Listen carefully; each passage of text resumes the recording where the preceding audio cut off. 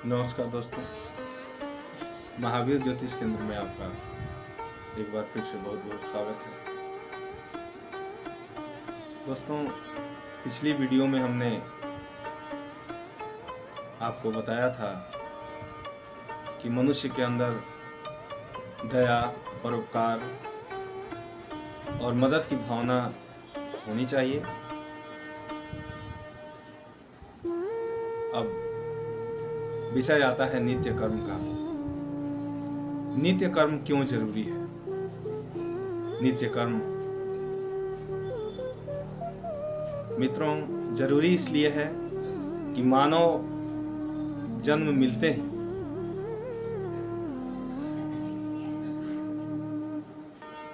मनुष्य 3 ऋणों से ऋणी हो जाता है: देव ऋण, पितृ ऋण और ऋषि ऋण। भगवान श्री कृष्ण ने भी गीता में कहा है कि नित्य कर्म बहुत ही जरूरी है। तीनों ऋणों से मुक्त होने के लिए मनुष्य को नित्य कर्म करना बहुत ही आवश्यक है। लेकिन नित्य कर्म से पहले मनुष्य को मानवता का भाव भी रखना बहुत जरूरी है। मनुष्य के अंदर मानवता बहुत जरूरी है। नित्य कर्म आज के आधुनिक युग में शास्त्र संबद्ध तो नहीं हो सकता है, लेकिन उसका भी कुछ उपाय संक्षेप में बताया गया है, जिससे हम अपनी दिनचर्या में उसे अपना सकते हैं और ऐसा कर सकते हैं। नित्य कर्म में मित्रों सबसे पहले हमें ब्रह्म मुहूर्त में जागना चाहिए। सूर्योदय से लगभग 1.5 घंटे पहले जगना चाहिए और जगने के पश्चात अपने हाथों का अवलोकन करना चाहिए। करागरे बसते लक्ष्मी, कर मध्य सरस्वती। आपको मोबाइल के माध्यम से तो मिल ही गया होगा या मिल ही जाएगा। इसी श्लोक को पढ़ते हुए अपने हाथों का अवलोकन करना चाहिए। उसके बाद ब्रह्म मुहूर्त में जगने के फायदे हमें अनेकों अनेक हैं। सेहत का फायदा, जल्दी उठकर अपने कामों का फायदा और कसरत व्यायाम का फायदा, घूमने टहलने का फायदा। मित्रों आजकल हर मनुष्य, हर मानव कोई ना कोई बीमारी से घिरा हुआ है। किसी को आँख की दिक्कत, किसी को शारीरिक पीड़ा, तो किसी को सांस की दिक्कत, किसी को सर दर्द का दिक्कत, कोई ना कोई बीमारी से ग्रस्त है। इसलिए ब्रह्म मुहूर्त में जगने से, हमारे यहाँ तो कहावत भी है कि एक तरफ दवाई और एक तरफ सुबह सुबह का हवा। लेकिन आजकल आधुनिक युग में ब्रह्म मुहूर्त में जगता कौन है? हमें तो गलत लतें पड़ी हुई है। मोबाइल देखना, टीवी देखना, देर तक गेम खेलना, यहाँ तक कि हम अपने बच्चों को भी नहीं रोक पा रहे हैं मोबाइल से। बच्चों को मोबाइल से दूर रखना चाहिए। हाँ, ये युग है कि बच्चों को थोड़ा आगे बढ़ाएं, आगे पढ़ाएं, लेकिन इतना भी नहीं जितना हम बच्चों को छूट दे रहे हैं। हमें ये अपने दिनचर्या में सबसे पहले अपनाना चाहिए कि हम रात को जल्दी सो जाएं, सुबह जल्दी जगें। उसके बाद सुबह जगने के बाद हाथों का अवलोकन करें। हाथों के अवलोकन करने के बाद पृथ्वी माता से हमें क्षमा याचना करना चाहिए कि ये माँ, मैं पैर रखने के लिए मजबूर हूँ, तुम मुझे क्षमा कर दो। क्योंकि आधुनिक युग में शास्त्र संबद्ध काम संभव नहीं है, इसलिए मैं इसको संक्षेप में आपको बताने का प्रयास कर रहा हूँ। उसके बाद हमें मांगलिक चीज़ों का दर्शन करना चाहिए, जैसे सुवर्ण, चंदन, शंख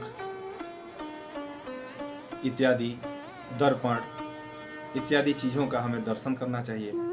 उसके बाद नित्य कर्म में आता है मित्रों माता पिता और गुरु का स्मरण, अभिवादन, भी हमें जरूर कर लेना चाहिए। उसके बाद हमें संकल्प करना चाहिए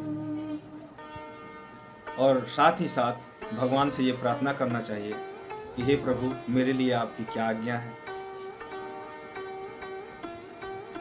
आप हमें जो भी सही रास्ता है वो दिखाएं और साथ ही साथ ऐसा मुझे कृपा पात्र बनाएं कि मैं दिन भर अपने कर्म के हिसाब से कर्म तो करता रहूं, लेकिन साथ ही साथ आपका स्मरण भी करता रहूं। उसके बाद नित्य कर्म में देव स्मरण आता है। देव स्मरण में हमें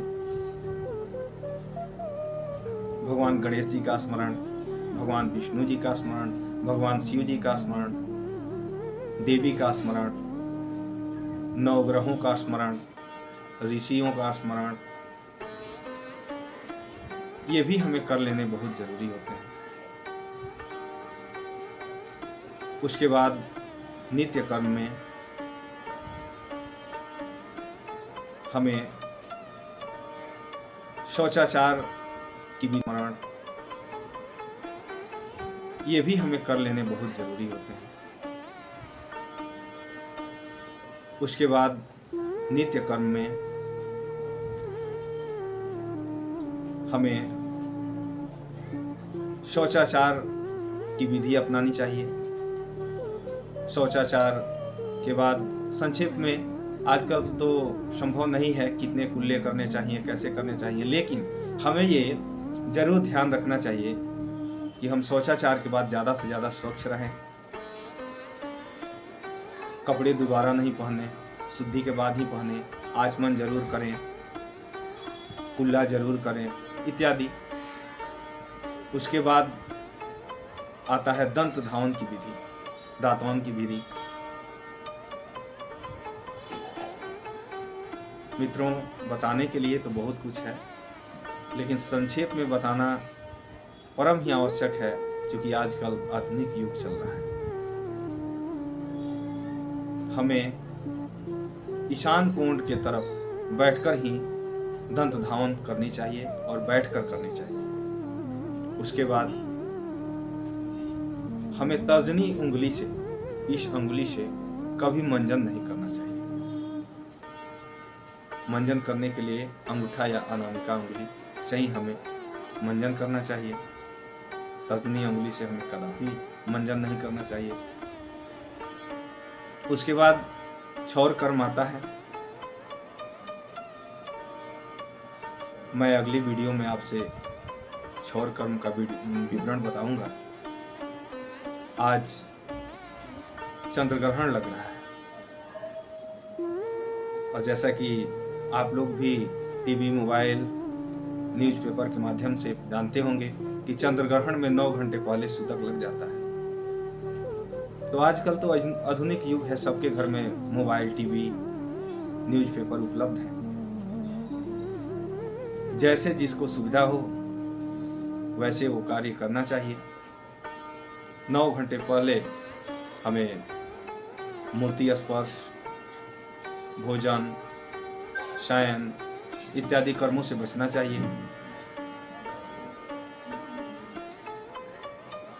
और चंद्रग्रहण का समय 1:05 से 2:23 तक हो रहा है। यानी 1:05 से चंद्रग्रहण शुरू होकर 2:23 पर मोक्ष की प्राप्ति हो रही है। इस बीच में गर्भवती महिलाएं खासकर किसी चीज को काटें नहीं। गोबर का लेप, पतला लेप अपने पेट में लगा लें। अपने माथे को और पेट को कपड़ों से ढक कर रखें।